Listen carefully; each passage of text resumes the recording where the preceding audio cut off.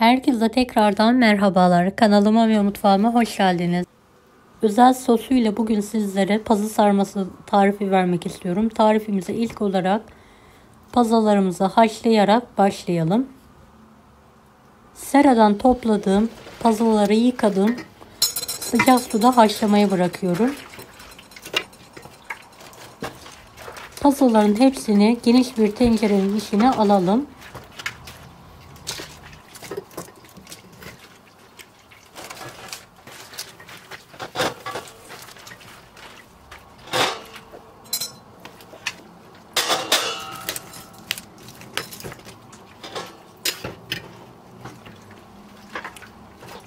Evet, pazaları alt üst yaparak diğer taraflarında eşit bir şekilde haşlanmasına yardımcı olalım.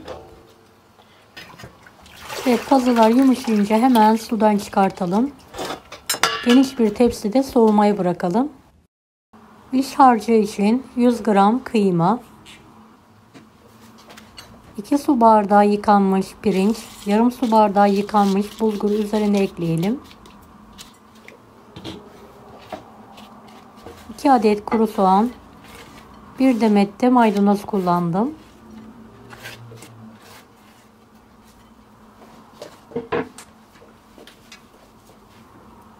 Evet, karışık baharatlar ekleyelim. Dilediğiniz baharatı ekleyebilirsiniz. Tuz, 1 yemek kaşığı, biber salçası, 1 su bardağı domates suyu, 1 su bardağı su ekleyelim. Tüm malzemeyi karıştıralım. Dilerseniz elinizle de karıştırabilirsiniz.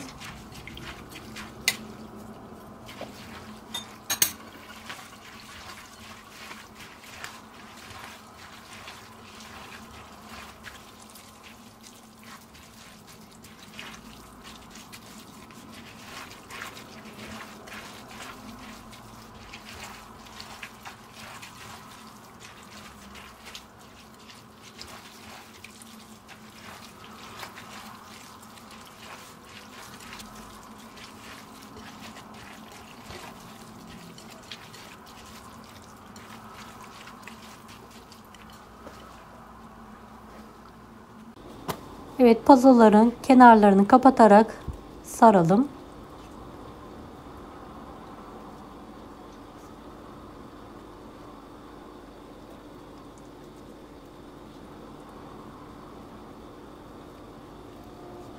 Videomu bu kısma kadar izlediyseniz yorum kısmına herhangi bir emoji bırakırsanız bana destek olmak için sevinirim.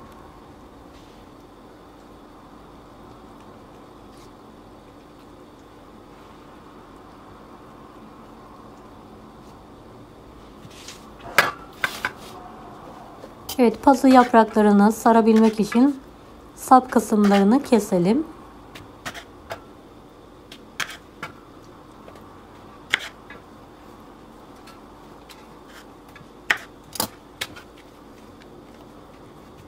Düz bir zemine yaprakları serelim.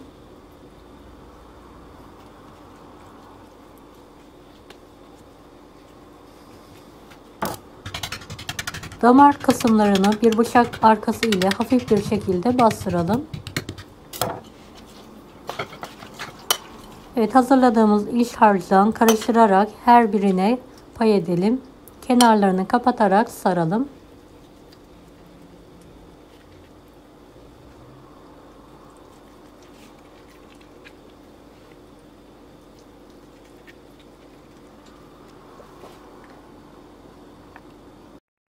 Evet, pazalar bitene kadar sarmaya devam ediyorum.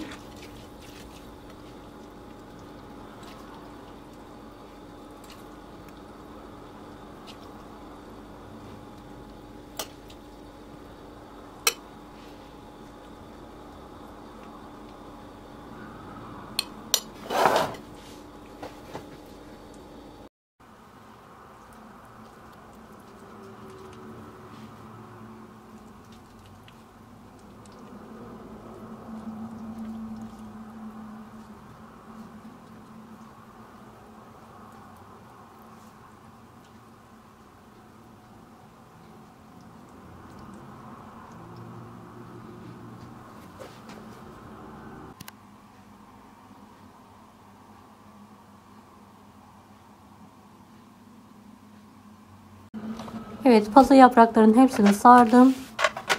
Fırın tepsisinin altına pazı saplarını koyduktan sonra üzerine pazı sarmalarını diziyorum.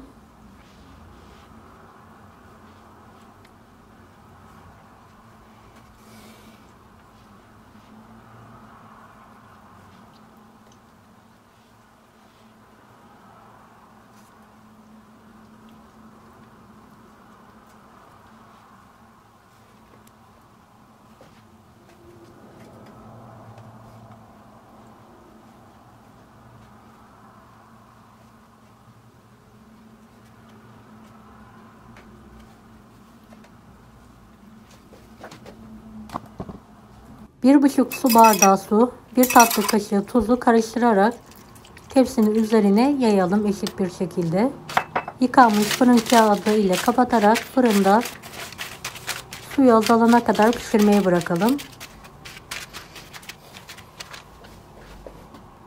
Bir kase dolusu kaymaklı yoğurt kullandım. Biraz tuz, bir adet yumurta, biraz da zeytinyağı gezdirelim.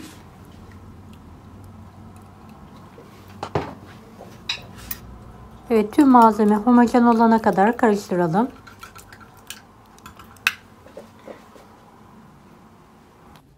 Evet, fırından sarmamızı yarı pişmiş halde çıkartarak hazırlamış olduğumuz sosu her tarafına gelecek şekilde dökerek yayalım.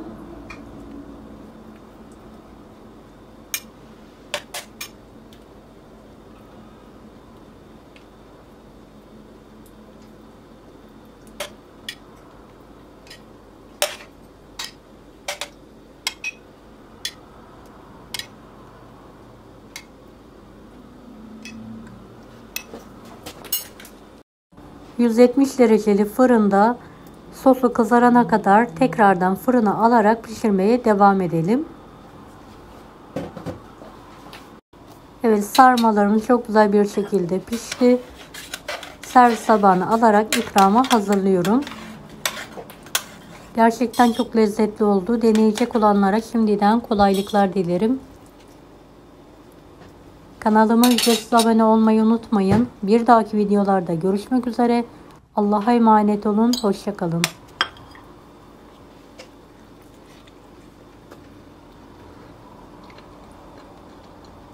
Daha farklı tarifler için bunları da izlemeyi unutmayınız.